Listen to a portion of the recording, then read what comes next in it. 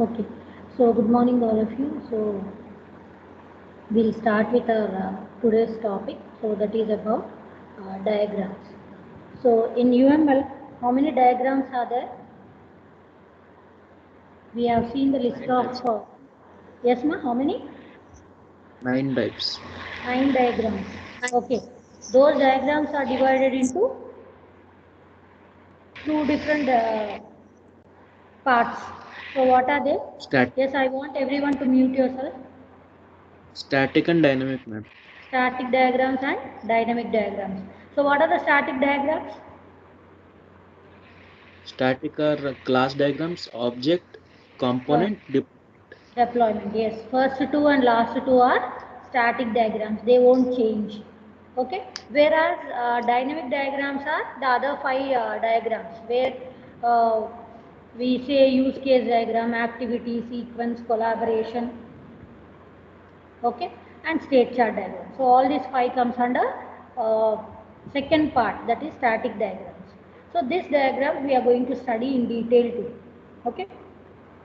So here, before going into the concepts of this diagrams chapter, so how it is taken from the basic building blocks, so which part it is taken and how they are categorized, so that we have seen. And what is the definition of a diagram? What is the definition of a diagram? As I already was specifying you, a diagram is a connected graph where our vertices are things, and our arcs or edges, we call them as relationships relation. based on whatever the vertex. So if vertex you are taking it as class, then it is a class diagram. If at all we are taking object, so then it becomes an object diagram. Okay. So with this starting, so we will learn the terms and concepts of this chapter. So as I was telling you, each chapter is divided into two parts. So the first one is about terminology, that is terms and concepts of that chapter, and the second one is the common modeling techniques. So here the terms and concepts of diagrams, so we are going to study as systems, models and view. Okay. So here the first one, if you take system, is something where many subsystems are collaborated in order to achieve the purpose. Okay. So if you just see the textbook definition, so a system is a collaboration of subsystems organized to accomplish a purpose described by set of models, possibly from different viewpoints.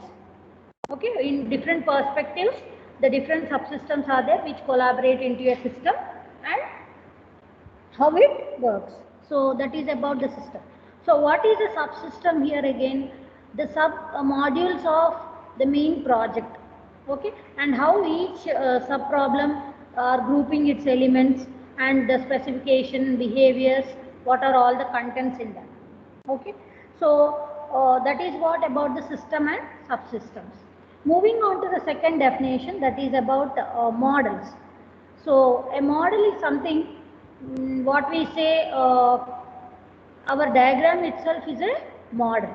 Okay. But exactly what exactly it is conveying us, it is representing the complete simplification of reality. What exactly it is going to happen, you are able to see in a diagrammatic format. That is what we call it as a model. And what is a view? In what perspective you are viewing that. Say, many times I was telling you this example. So when we are viewing a constructed building, the front view will be different, side view, top view, okay, left view, right view. So view means in what perspective you are looking at. Okay. So here when it is focused to a the software system, so here we say a view is a projection into the organization and structure of systems model focused on one aspect of that system. So here view is something where in the SDLC, how exactly the designer is viewing the system, how exactly the coder is viewing the system, how exactly at the higher level he is viewing the system. Okay. Or the implementer, how he is viewing the system. At the deployment, how the end users are viewing to view the system. So that is what the definition of view. So how exactly, in what point of perspective, with what background or with what intention they are looking at. So that is what view. Okay, and this diagram definition I just covered. So again quickly we just see, a diagram is a connected graph. Okay, and then it's mostly given as a connected graph, connected with vertices and edges, or vertices and arcs, where our vertices are things or arcs or edges is nothing but our relationships. Okay, so these are the basic things. So moving on to the next thing.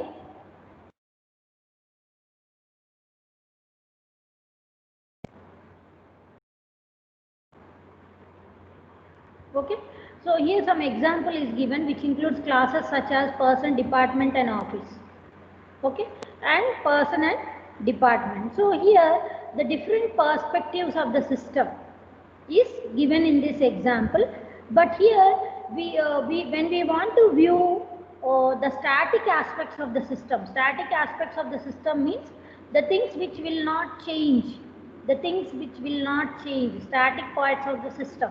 So under static part, as I was telling you, so slowly we are moving into the details of the terms and concepts of our diagrams chapter. So the first part, all 9 diagrams are divided into 2 different parts. So first one is static and the second one is dynamic. Whereas moving on to the static parts of the system, static means something which doesn't change. So first 2 diagrams and last 2 diagrams comes under static parts of the system. That is class diagram, object diagram, component diagram and deployment diagram. Okay.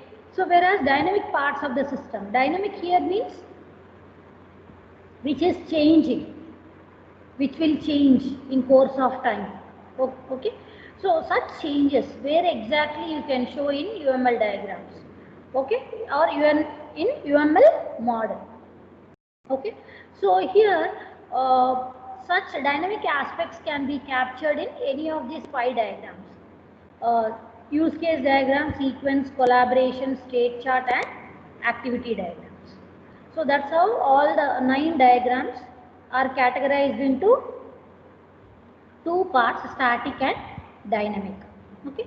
So maybe as part of this textbook we are learning only 9 diagrams, but to the real time, to the existing, so there are 12 diagrams. Okay. So I am just emphasizing on the diagrams what we have. Okay. So let's learn these things in detail. So whatever we are calling as static diagrams, whatever we are calling this as static parts are also called as structural. Static or structural is the same. Dynamic or behavioral is the same.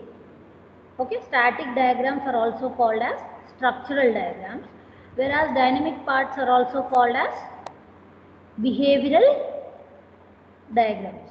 Okay, or behavioral models. So when we move on to the next, the details of each one. So structural diagrams. So as we have learnt, these are the structural diagrams, first 2 and last 2. Okay. So and each one, what are the main components? So when we move to the first one, class diagram. So class diagram is something with vertices and edges. Okay, whatever vertices here now, our vertices are nothing but a class. Okay, and how these classes are connected, maybe by collaborating and interfacing and their relationships also we can specify here. Classes, interfaces, collaborations and their relationships. So that makes the class diagram. Okay. So what exactly the major groups of things which are included in each diagram, it is specified here.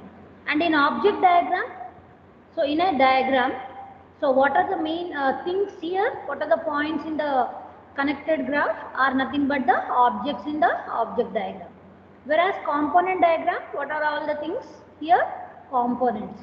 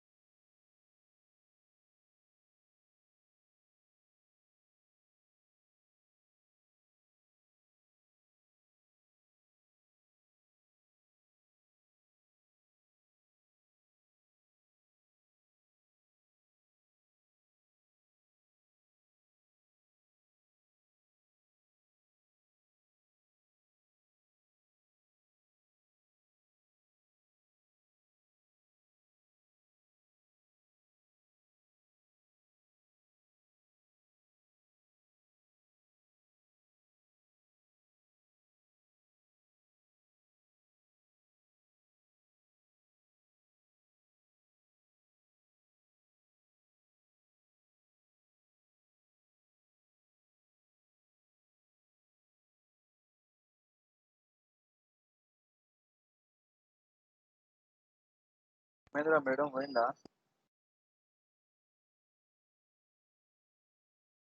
అంతే ఉంటుంది. మేము disconnect అయినట్టుంది. మహేందర్ ఇది recording వరకు నువ్వేమనకు నేనేమన్నా.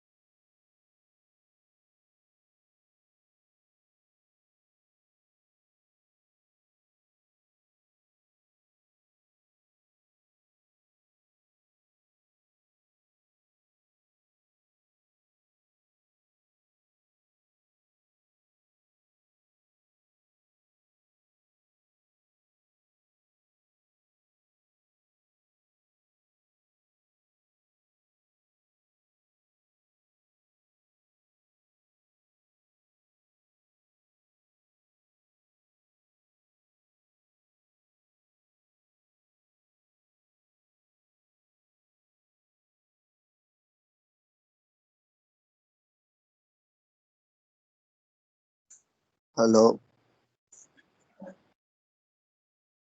Hello आमू। क्या हुआ class में?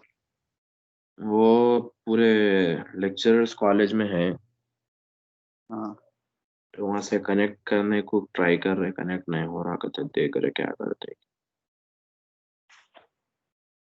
सब लोग एक स्क्रीन में आते अभी। नो, जिसका ठीक है।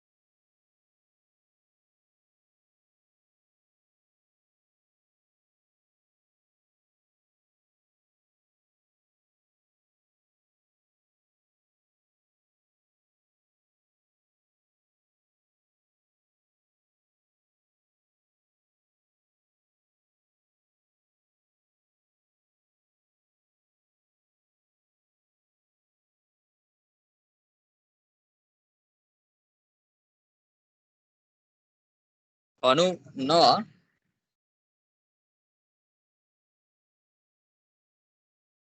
ఆరా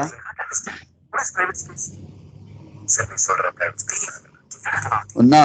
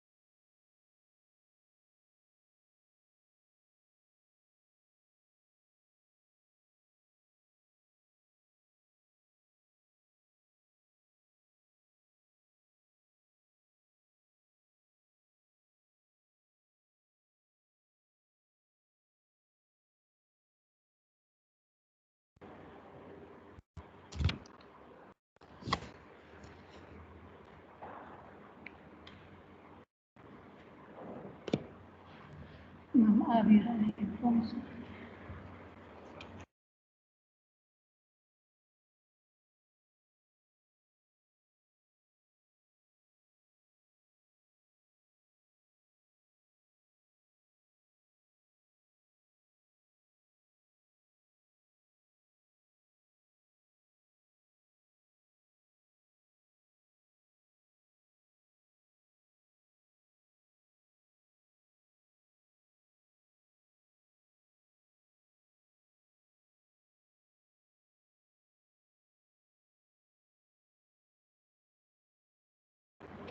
Hello.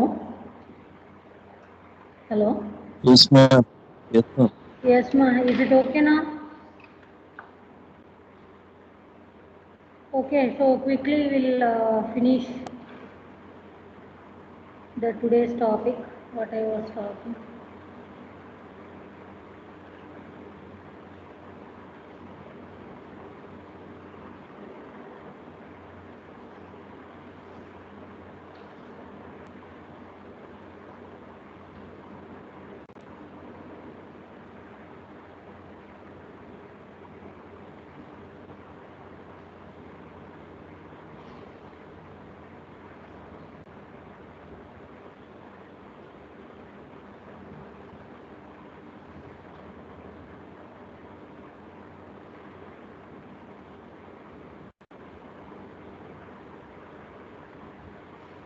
Okay, so we started with diagrams and I was telling you about the different terms and concepts. So systems, models and views, and diagrams are divided into two parts. So that is a static or structural parts, we can say dynamic. And the second part is dynamic or behavioral parts of the system. So under static, we were learning about what are the major groups of each diagram we are talking here. So first one, so about the class diagram. So it will consist of classes, interfaces, collaborations, and their relationships. So without a relationship, you cannot connect any of the classes. Okay, so not only the content. So this table we are showing the what are the major groups which are contained in each class diagram. But whereas these major groups of this class diagram are connected using relationships. And the next one is about object diagram. So here also the major groups we have objects and also their relationships. So what kind of relationship? As we have learned, 4 kinds of relationships, that is dependency, association, generalization and realization. And under association, one more thing we have learned as aggregation. Okay, so among all these diagrams, whatever the relationship may exist between two things, whether it is a class, object or component, whatever, so that relationship should exist. So that makes the connection between the objects. Okay, so that is the object diagram. And component is also the set of components and their relationships. And this will give you the static implementation view of a system. Why static implementation view here? Why implementation view? Why? Because these components are something like .exe, .dll files.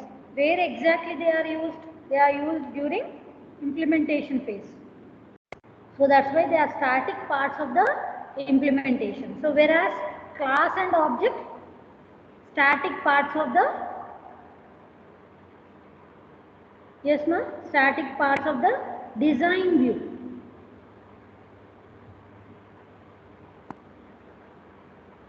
Okay, so designing view, where exactly we come across static classes and objects under static view, and that static view where we will get, it is under the conceptual model, logical, which comes under design view. Okay, slowly we are moving on to the 5 interlocking views of the system, if you remember. So anyone can tell me what are the 5 interlocking views of the system? UML,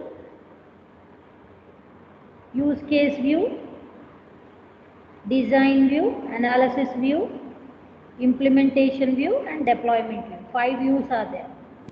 So each diagram comes under which view? We are segregating now. Okay, and deployment is nothing but deployment view. It comes under deployment view. Deployment is something during runtime. So during runtime where the product is given to the end user, so that we call it as deployment view. So all these are static and also each one are referring to different views. Okay, so these are about the structural diagrams. Moving on to the next one, behavioral diagrams. So behavioral diagrams are 5. Behavioral diagrams are 5. The first one, all these are called as behavioral because they are dynamic in nature. Okay, they are dynamic, they keep changing. Okay, so this is what it says. So dynamic aspects of the system represents the changing parts.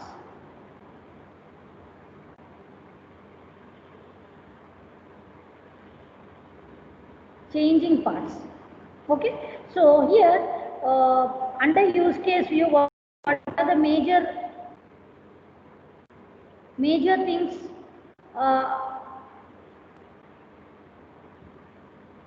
in behavioral diagrams? So under use cases we have it shows organizes the behavior of the entire system. What are the different use cases? Okay, so each one is again a chapter. So at that time we will be studying in detail. But for now you just remember the abstract view of each diagram for what it is. Okay, since all diagrams are collaborated into one chapter here, so we are just going to learn each diagram purpose, what exactly it's revealing. Okay, so use case diagram, which organizes the behavior of the system. And sequence diagram, sequence, as I told you, it is the objects which are placed in the sequence order, and from one object how the message is sent to the second one, and so on.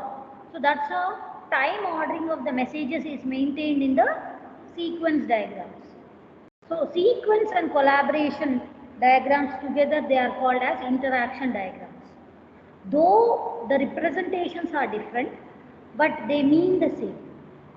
Okay, so this is the time ordering, and whereas this is the structural organization of the objects, how they receive and send the messages. And moving on to the next one, state chart diagrams. It is based on the changing of the state. So many times I was telling you, if we are talking about the life cycle of an process, so how it is initially maybe in the ideal state. So once it is invoked, so it starts running, and then the different states, stop, ideal state, revoking, active. So the different states of the system, all those can be captured in state chart diagram. So that is what we say, focused on the changing state of the system, driven by the events. Driven by the events means by which call you are invoking that function or that state, okay, or by satisfying what condition it is moving on to the ideal state. So those things. The next last one under behavioral diagrams is activity diagrams. So activity diagrams are just like ER diagrams. Okay, so they are focused on the flow of control, how the control is started and how it is ended. So in between the different states, and from which state to which state the control is carried out. Okay, so that we say it as flow of control from one activity to other activity. Okay, so let's see these things in little more briefer way.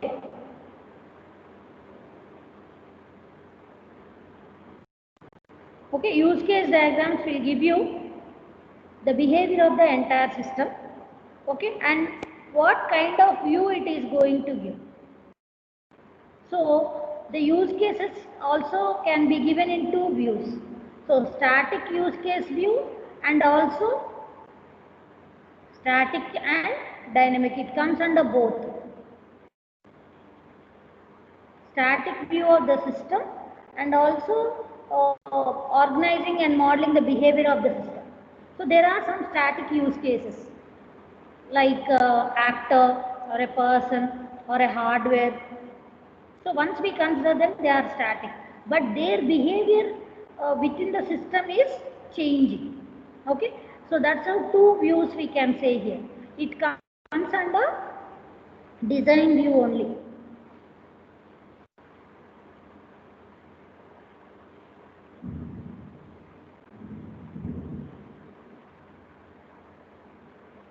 Okay, so then moving on to sequence and collaboration diagrams. So these two together are called as interaction diagrams. So collectively, sequence and collaboration diagrams, we call them as interaction. Why? Because interaction or communication is done between two objects. In software, though we create classes, but their instances only will communicate, not the classes. Objects only will communicate. Okay, so that's why that communication we call it as interaction. And where this communication or interaction is captured, that is in interaction diagrams. So that means sequence diagrams and collaboration diagrams are the diagrams where we have objects. Where we have objects and how these objects are collaborating.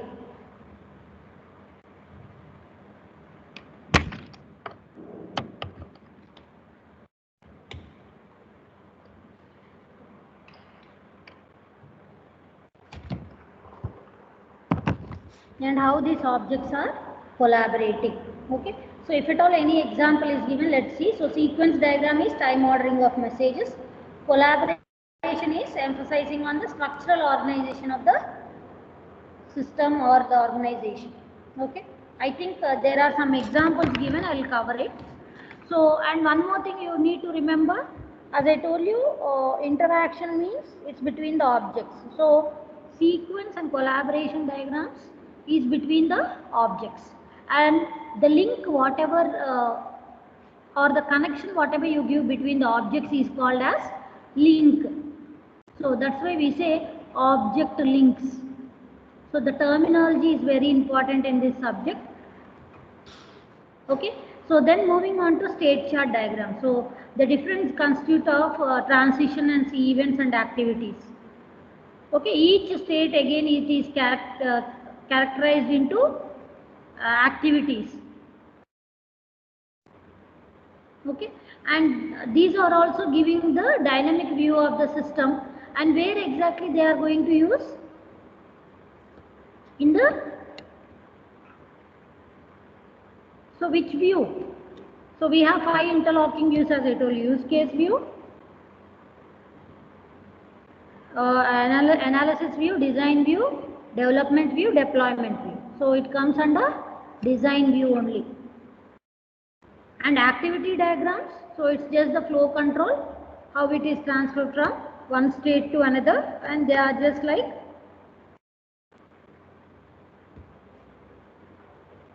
ER diagrams. Okay, since it's time up, so I am ending here, so please stay back, I'll take attendance.